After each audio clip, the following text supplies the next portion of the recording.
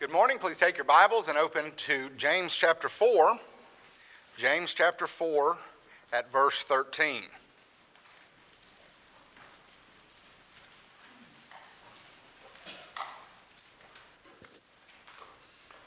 It's good to see everyone this morning. We have a good number present. We have a number of visitors. We're happy to have you with us. Invite you back at any time. Meet again Wednesday night for Bible class at 7 o'clock. And then again next Sunday morning at 9:30.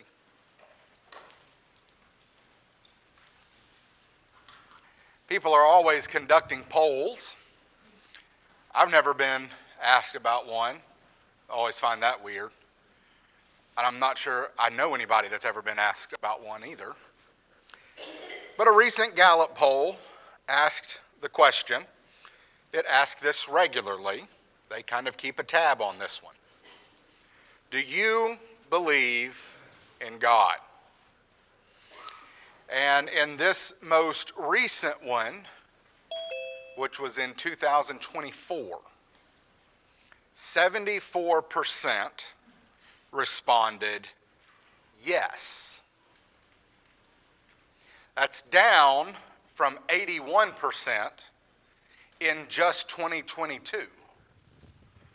Which was down from 87% in just 2017. And I could just riff on these numbers for a few minutes. I'm not going to. But I find it surprising and unsurprising at the same time. In many ways, I'm surprised it's still that high. With the vocal nature of atheists. And so much out there. But then I think about how, as a whole, we are still a theistic nation. And people speak of God as though he does exist and they believe in him. But I think we see from the activities around us and from the current state of our culture and society that while people may believe in God, it's not affecting their behavior. They may give mental assent that, yes, I guess a God makes more sense than what, atheists posit, which, by the way, let me just say this real quick, it does. Here's the conclusion of the atheist. One of two things. Aliens put us here. Which, if you can believe in that, I don't see how you can't believe in a God. And the other one, which I'm not even sure I understand, is that crystals were piggybacking on crystals, which were piggybacking on crystals, which were piggybacking on crystals, until finally what was non-living became living. That takes just as much as a miracle as a God creating everything, if you want to get down to the brass tacks of it. But my lesson this morning is not for the atheist. I'm not concerned right now about that 26% that responded no. I'm concerned with the 74% or some subgroup of that who responded yes and yet don't live as if there's a God. They acknowledge there is a God, but then give no thought to his authority, to his reign, to his power, to his glory, and to the fact that there may be a judgment. And this is what is called practical atheism. You would never claim to be an atheist. Oh, of course I believe in God. But you don't live like it. It's life lived however we want, regardless of whether or not we believe in God. Even if we believe in him, we don't live in subjection to him. This may be due to ignorance, may be due to selfishness, may be due to outright rebellion. And sadly, this is not just the reality of people in the world. There are Christians who are living life and making plans without thought for God. And I think it may only get worse as we increasingly divide our life between what we conveniently call the spiritual and the secular. Oh, well, that's my everyday life, as if that doesn't matter from what happens in my religious life. And so we don't want to fall prey to this wonderful tool of Satan. Well, you went to church today. Good job. You churched exactly like the Bible says you should church. Good job churching. And tomorrow morning, you're going to go out and you're going to life however you want to life. And just forget about what happened yesterday. That's the concept we want to think about this morning. I ask you to turn to James chapter 4. We're going to start at verse 13, and we're going to work eventually our way through chapter 5 at verse 12. We're going to do this in pieces. We're setting up camp here. We're not going to go anywhere else. We're just going to work through this section here, section by section, and see what we can figure out about this problem of practical atheism. Let's look at chapter 4 at verse 13. This passage we know very well.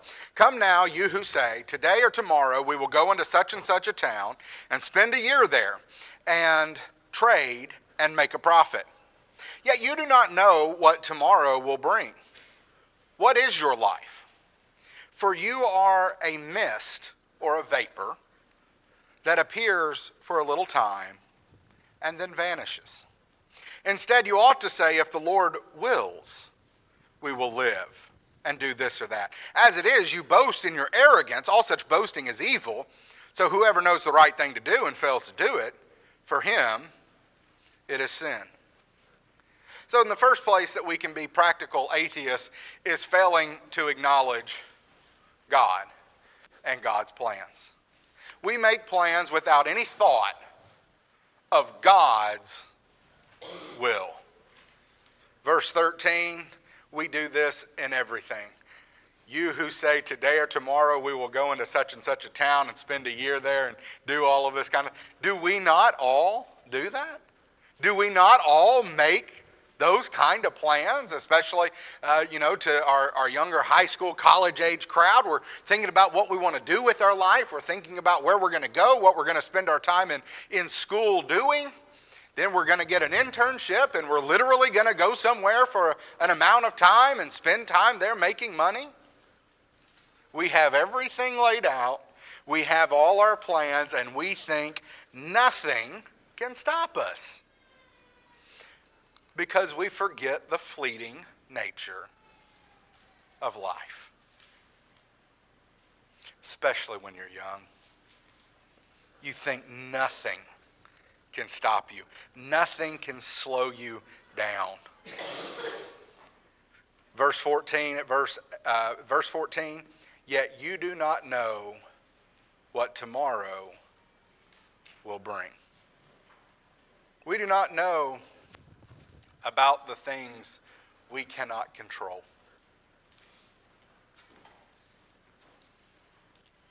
Tornadoes can develop and sit down right on your property and pull you out of where you think you are safe. A cough can turn into something worse, and before you know it, you're in a doctor's office that says oncology on the door.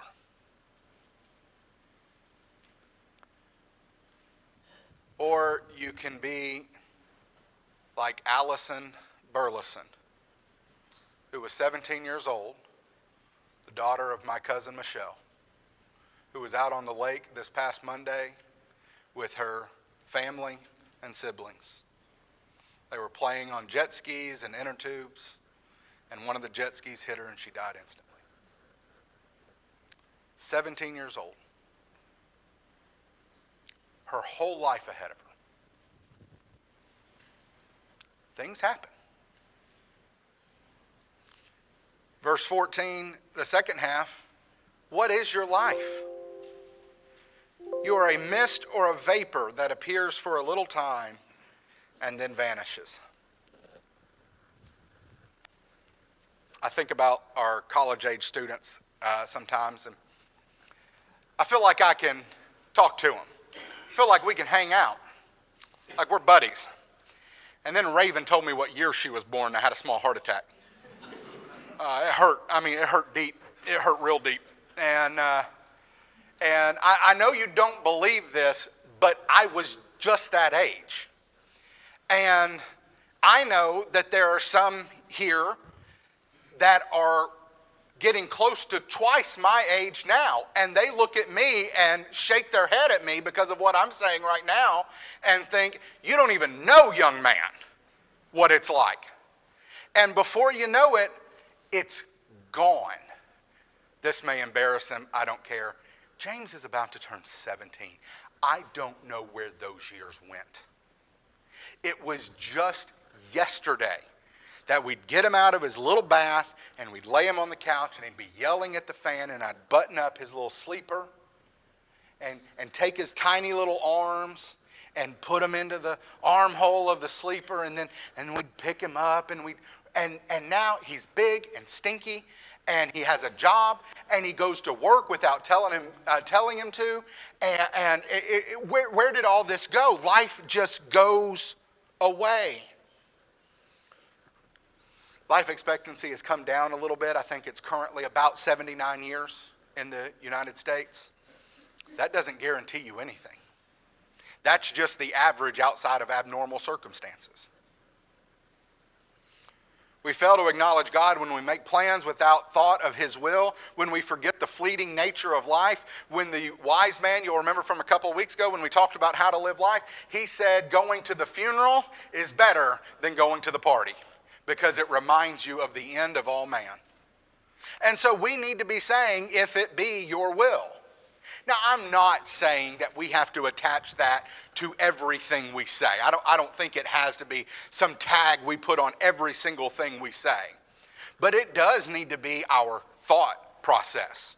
That, I would like to do this. So if it be God's will, I hope to go to the pitch-in this afternoon. And that should always be my attitude. I don't think it's some magical formula. But that we need to understand we don't know what tomorrow brings. We don't know how long we will live. We don't know what God has planned, but He does. He's not saying we can't make plans, but we need to consider how ignorant we are of the future. If you think just for a moment of the plans you've laid out in the past and how few of them have actually come to fruition, you'd think, yeah, maybe I should be praying. If it's the Lord's will, I'll do this and that. My buddy Ken Chapman preaches now in Joplin, Missouri. Recently moved there. He goes to Sri Lanka. Was going about every year for a while. And in 2020, that date ring a bell? I was going with him. And we were getting excited about it. I had all my funds lined up, had a number of very generous individuals that were going to help me with the trip so that we could go to Sri Lanka, and most of what we would do there would be studying with the local preachers there.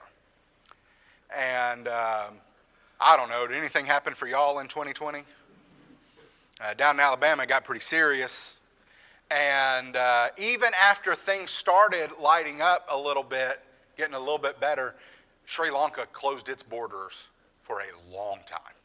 It was well over a year and a half before they started letting people back in. Things happen. I would have loved to have gone to Sri Lanka and spent some time there.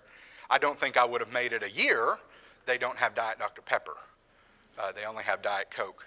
But I could have gone there and spent some time. And a failure to acknowledge God and to assume that your plans are written in stone is tantamount to boasting. As it is, you boast in your arrogance. All such boasting is evil. Well, Jonathan, what about that last phrase? What about verse 17? Does it connect to that? We take verse 17 out of context a lot. We quote it. It's a good thing to quote. To him who knows to do good and doesn't do it, to him it's sin. But is there a connection with what's being discussed here? I think so. When our plans prevent us from doing what God has specifically told us to do, then we're sinning. When we make plans that actively interfere with what God has said we as Christians need to be doing, obeying, showing hospitality, giving charity, serving our fellow man, then we have done what is wrong. When we make plans, we must put God's commandments first. Then we can think about our hopes and desires while giving God room for the unknown. And I spend a little bit longer time on this because I think there's a few different directions here, but I think this gives you the idea of practical atheism.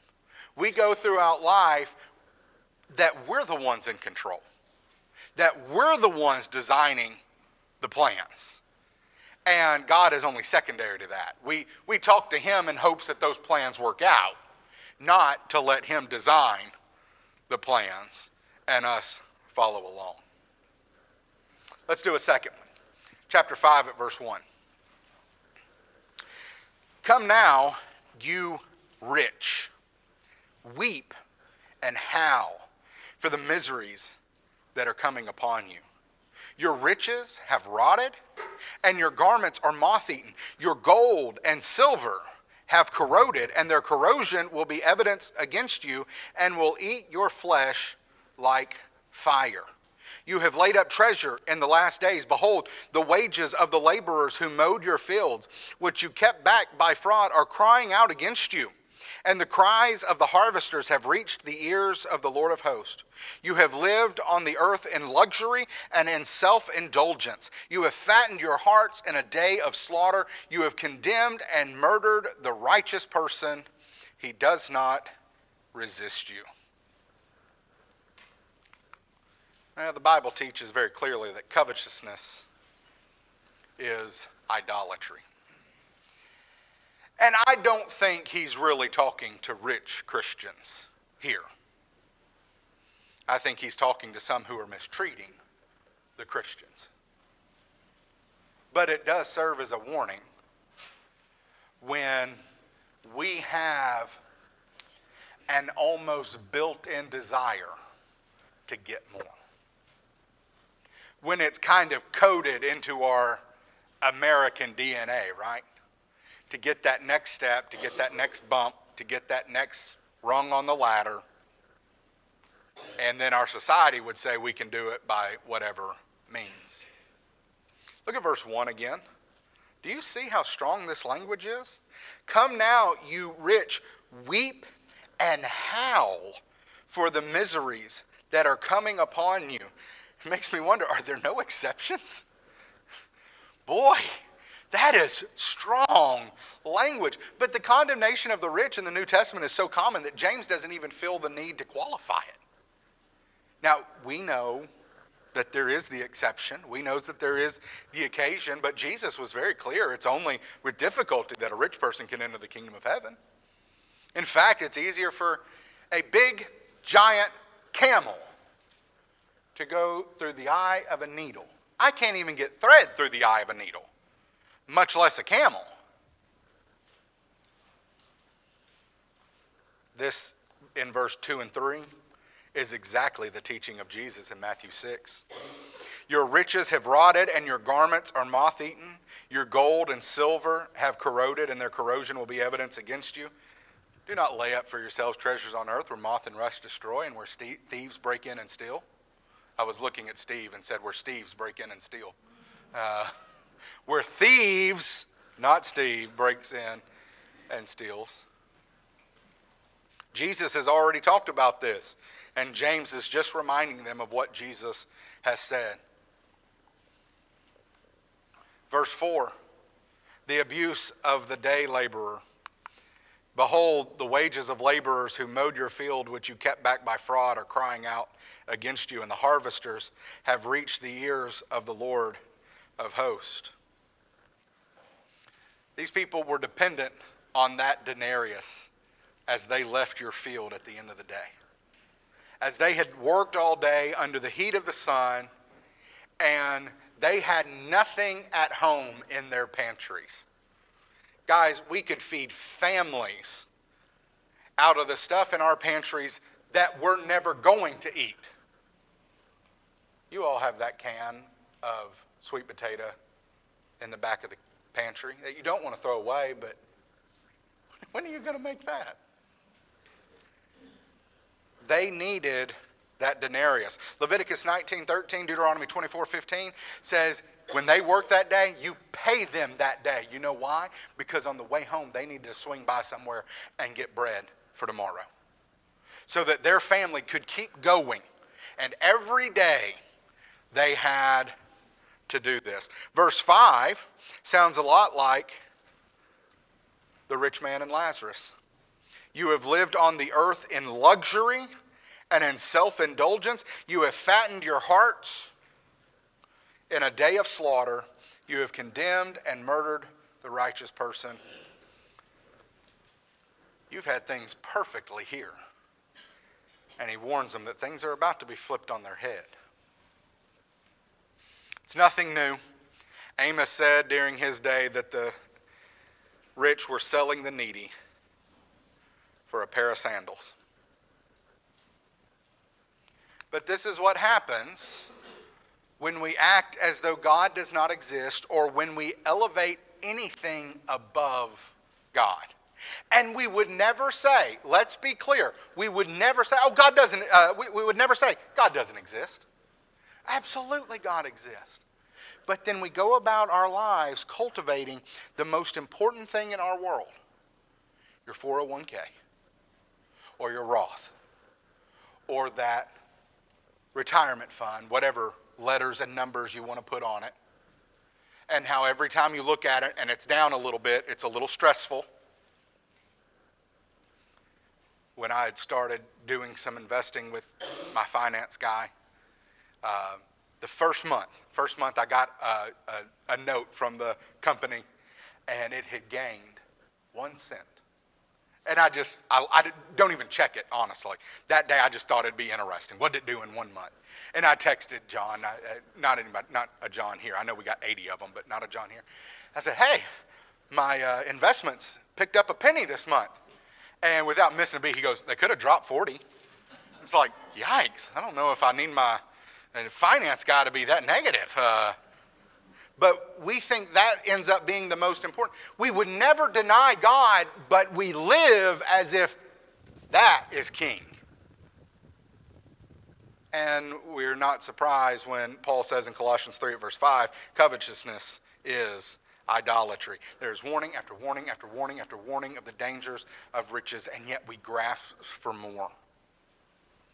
And yet 1 Timothy 6:6 says godliness with contentment is great gain. Maybe we should practice a little more thankfulness, and we'd be a little more content. Some of the greatest advice in all the Bible, one of the greatest prayers in all the Bible, is Proverbs 30 at verse 8. Give me neither poverty nor riches. Feed me with the food that is needful for me, lest I be full and deny you and say, who is the Lord? Or I be poor and still and profane the name of my God. What a wonderful passage. We need to remember that we cannot serve two masters. We would never give vocal promise, allegiance to money the way we would God. But are we living like it? Do we live like God is sitting on the throne of our hearts? Or are we more concerned with that bottom line? I'm guessing we reached the bottom of the outline. Y'all want me to keep going here?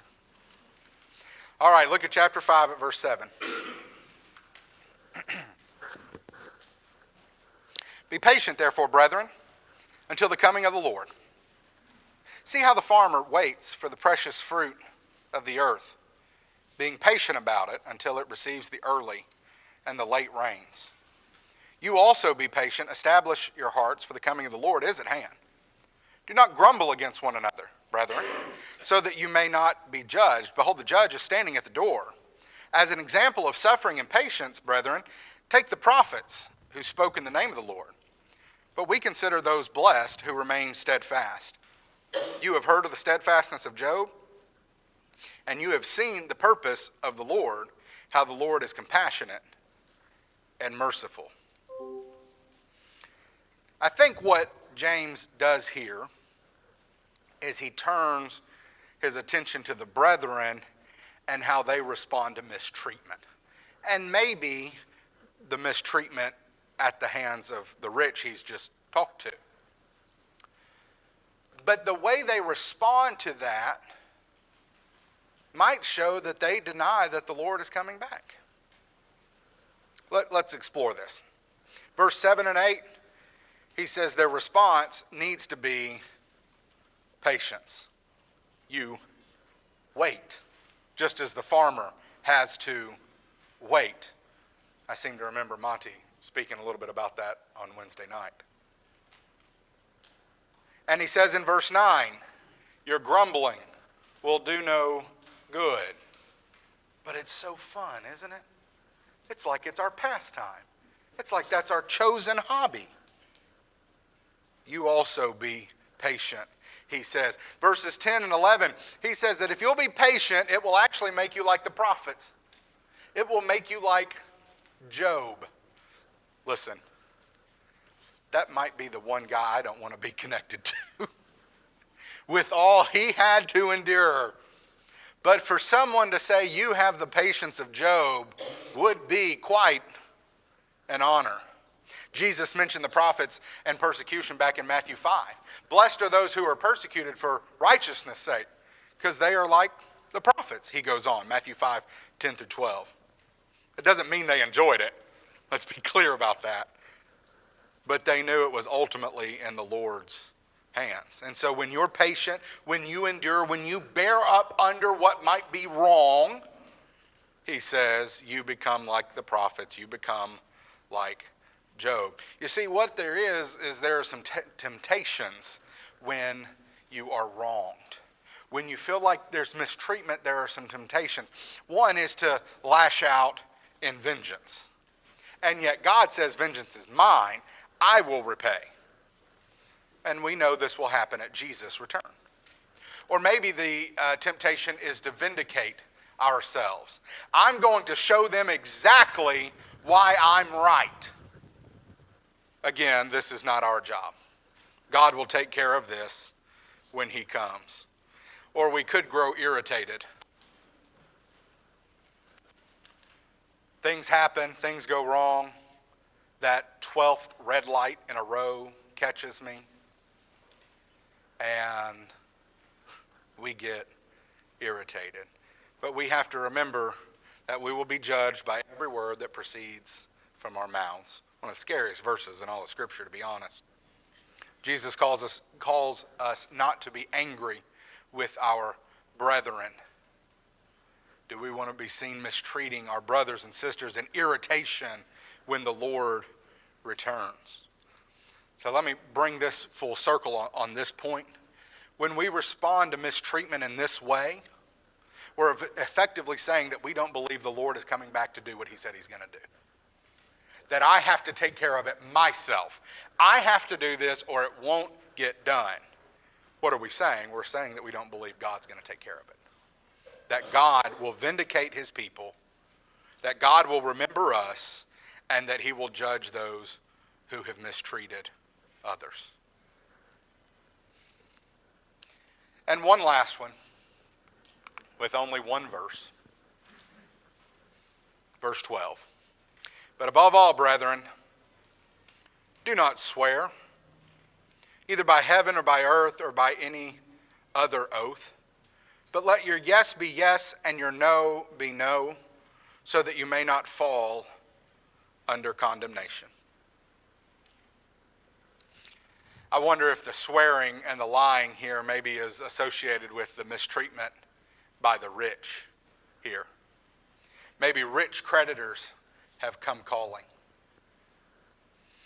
Maybe through persecution they can't buy food. Seems to be some evidence that at various times you would have to offer a pinch of incense to the gods or to the emperor in order to get your token so that you could buy and sell in the marketplace. And maybe you're doing whatever you have to do to get that token there. Or maybe they're forced to make oaths of payments, or even worse, deny the Lord. And he says, don't swear by any of these things. The point of swearing an oath, it seems to be, let me catch up here, is because if you worded your vow in just the right way, you weren't bound to it. Jesus talks about this in Matthew 5 and in Matthew chapter 23. And at one point they say, oh, well, if you swear by the temple, then it doesn't matter. But if you swear by the gold in the temple, then you're bound. So this would be like little kids when they make their promises, but they keep their fingers crossed, you know? Oh, nope, had my fingers crossed. I don't have to keep that promise. And these adults were doing the same thing. And James, picking up on, have you picked up this yet? His brother's teaching.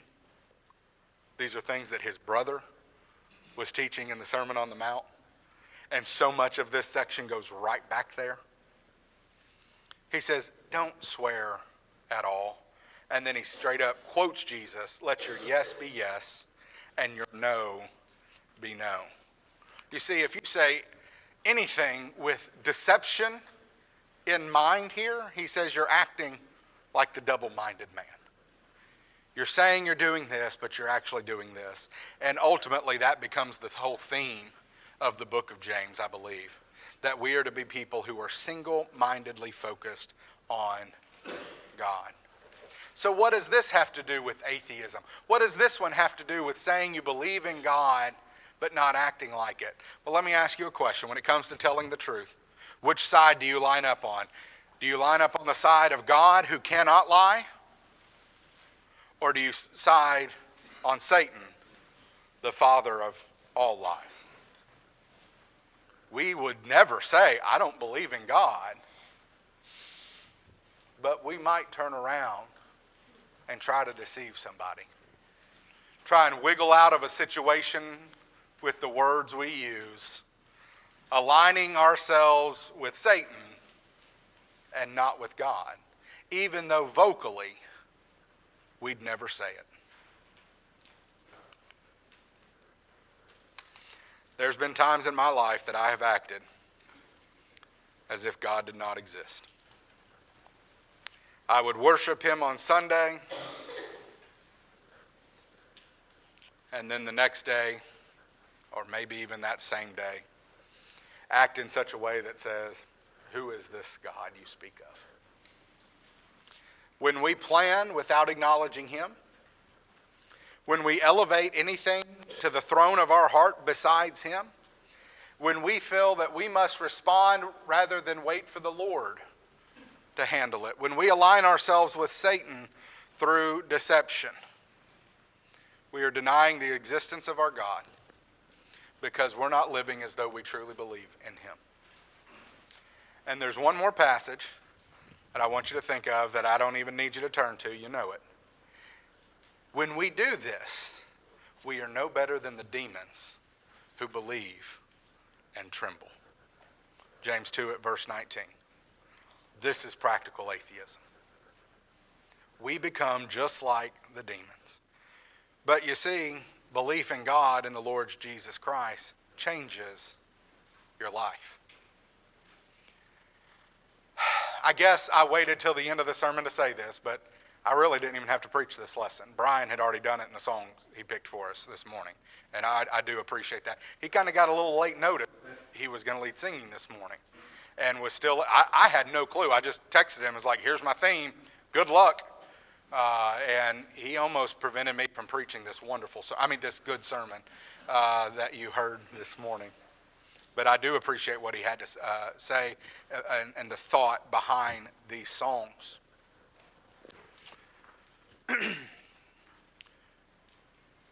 I think it was Lisa who posted on my comment Friday about the sermon that she has said before that there's a difference between believing God and believing in God. And I think her point was, we might say he exists, but do we actually listen and actually obey and actually follow? Do you believe God? Are you ready to live like you believe God? If so, this invitation is for you. Jesus died for your sins, and when you're buried with him in baptism, those sins are washed away, and you rise to walk a new life. But here's the deal, ladies and gentlemen. You have to surrender everything else. You have to say, I'm done, and it's God. That is what believing looks like, because practical atheism isn't going to get us anywhere. So if you're ready to submit to God, if you're ready to give him your all, let us know while we stand and while we sing.